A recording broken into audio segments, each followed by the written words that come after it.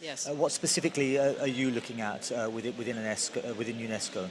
Uh, well, of course, the Intergovernmental Oceanographic Commission is the focal point within the UN system for ocean science, ocean observations, ocean data and information exchange, and ocean services, for example, tsunami warning services.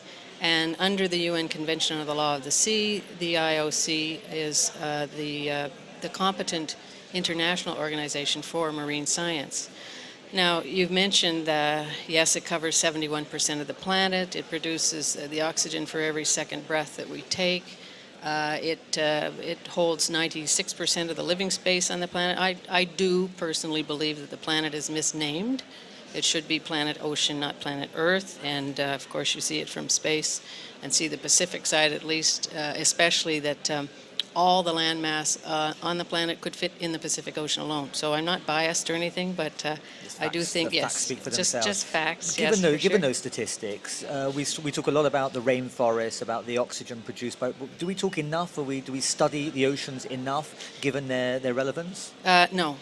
In a word, no, we do not. We know less about the ocean than we do about, for example, the moon or Mars, they say. I don't have the reference for that, but I believe it.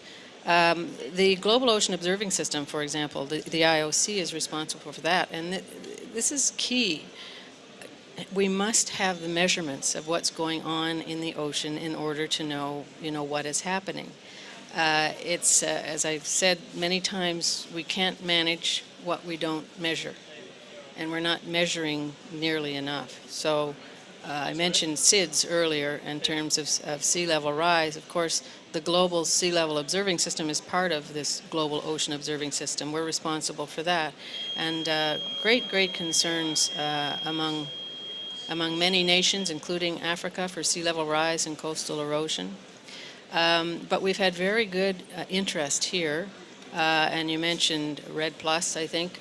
In fact, in the most recent subsidiary body on science and technology advice, you will now see that marine research shows up there.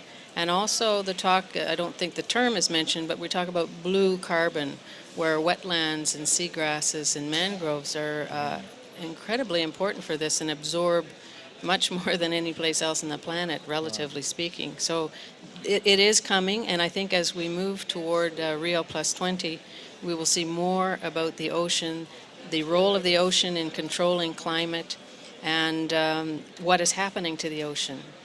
If I could just mention, we know that greenhouse gas emissions are causing warming of the planet. They're causing warming of the ocean. The ocean attenuates very extreme changes.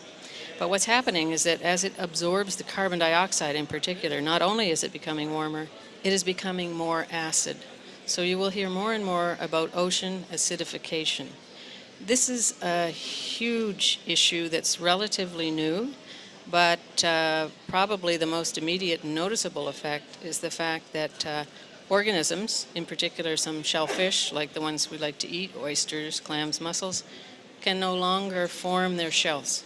So clearly this will have an impact on their ability to reproduce, their ability to live. Coral reefs, for example, are suffering already. So I believe that ocean acidification definitely needs to be brought into the UNFCCC negotiations. And from that perspective, there is a side event on Thursday evening at 6:30 just over there, specifically on ocean acidification. What are the implications? How does it fit with climate? And all those sorts of... But you're putting more pressure, are you, to bring the subject of oceans higher up on the agenda in climate change negotiations? You think they should be? We are, emphasis? and also within Rio Plus 20. In fact, the IOC, in conjunction with UNDP, with FAO, and with IMO, did put together what we call the Blue Paper. It's a blueprint for ocean and coastal sustainability, which was submitted to the Rio Plus 20 process. If you go on the Rio website and under the UN organizations, it's the very first one there. We have put in 4 objectives with 10 proposals. One is on ocean acidification, clearly, SIDS, and I would say in particular on the need for observation and science. You cannot make decisions, good decisions, and good policies without a credible science base underneath it. So I'm very hopeful that we'll move forward with more ocean issues. The ocean has been ignored, but it can't be. I mean, we're the planet ocean. That's it.